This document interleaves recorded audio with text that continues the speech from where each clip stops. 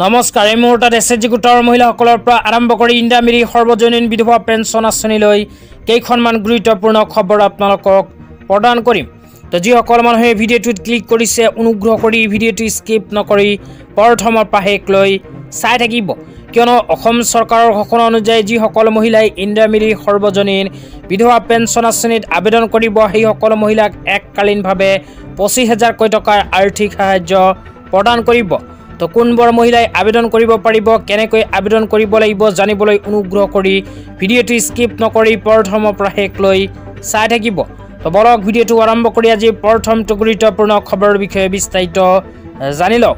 তো আজি প্ৰথমটো গুৰুত্বপূৰ্ণ খবৰ হ'ল ইন্দিৰামিৰি সৰ্বজনীন বিধৱা পেঞ্চন আঁচনিলৈ। তো এইখন আঁচনিত কোনবোৰ মানুহে আবেদন কৰিব পাৰিব, ক'ত গৈ আবেদন কৰিব লাগিব, আবেদন কৰাৰ পিছত কি লাভ হ'ব, সবিস্তাৰে এতিয়া আপোনালোকক বিতংভাৱে জনাই আছোঁ। অনুগ্ৰহ কৰি ভিডিঅ'টো স্কিপ নকৰি চাই থাকিব।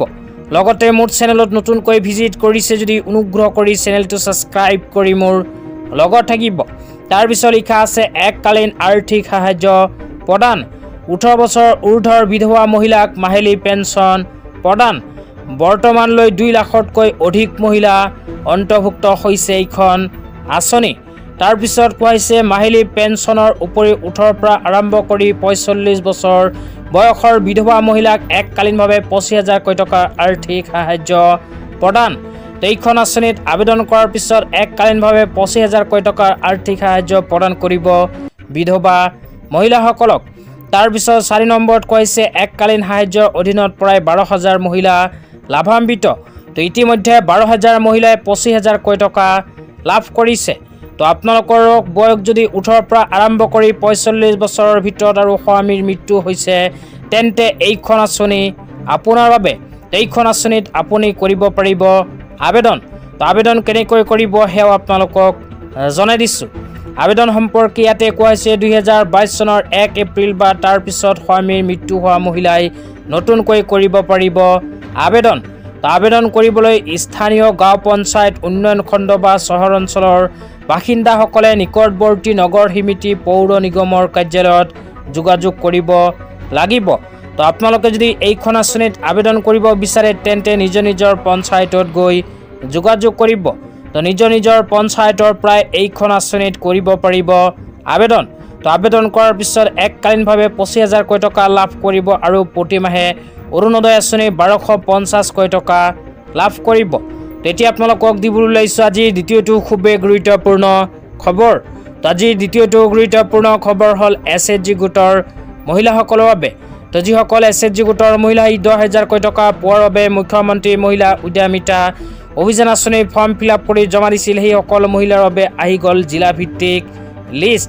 তো অসমৰ কোনখন জিলাত কিমানজনী মহিলা আছে আপোনালোকক বিতংভাৱে জনাই আছোঁ। তো অনুগ্ৰহ কৰি ভিডিঅ'টো স্কিপ নকৰি চাই থাকিব। তো ইয়াতে প্ৰথমে কোৱা হৈছে তিনিচুকীয়াত 1,18,500, গোলাঘাটত আছে 1,57,435 গৰাকী আত্মসহায়ক গোটৰ মহিলা, ডিব্ৰুগড়ত আছে 1,40,000, বিশ্বনাথত আছে 1,19,000, যোৰহাটত 1,20,000, হোজাইত 98,581, চৰাইদেউত 66,358, কামৰূপত 2,32,000, শিৱসাগৰত আছে 89,000। তাৰপিছত কোৱা হৈছে কামৰূপ মেট্ৰত 33,042 গৰাকী, মাজুলীত 33,426 গৰাকী, নলবাৰীত আছে 1,16,843 গৰাকী, লখিমপুৰত আছে 1,63,585 গৰাকী, মৰিগাঁৱত 1,10,033 গৰাকী, ধেমাজিত আছে 1,11,722 গৰাকী, গোৱালপাৰাত আছে 1,38,560 গৰাকী, কাছাৰত আছে 1,45,000, বজালীত 47,368, হাইলাকান্দিত 64,011 গৰাকী, ধুবুৰীত 2,15,566 গৰাকী, কৰিমগঞ্জত 96,771 গৰাকী, বঙাইগাঁৱত 1,08,500 গৰাকী, শোণিতপুৰত 1,54,000, চাউথ চালমাৰাত 67,353 গৰাকী, দৰঙত 1,42,577 গৰাকী, চিৰাঙত 63,737 গৰাকী, নগাঁৱত 2,46,000।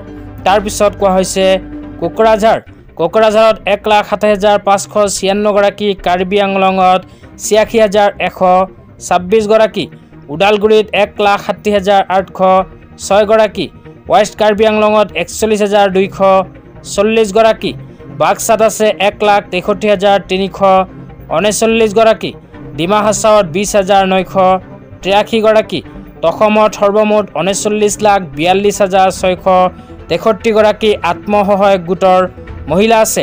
এইবোৰ মহিলাৰ ভিতৰত যিসকল মহিলাই মুখ্যমন্ত্ৰী মহিলা উদ্যমিতা অভিযান আঁচনিৰ ইলিজিবিলিটি ক্ৰাইটেৰিয়াৰ ভিতৰত পৰিব, কেৱল মাত্ৰ সেইবোৰ মহিলাই অহা 1 এপ্ৰিল তাৰিখে 10,000কৈ টকা লাভ কৰিব। তো আজি ইমানেই, ভিডিঅ'টো চাই কেনে পালে নিশ্চয় কমেণ্ট কৰি জনাই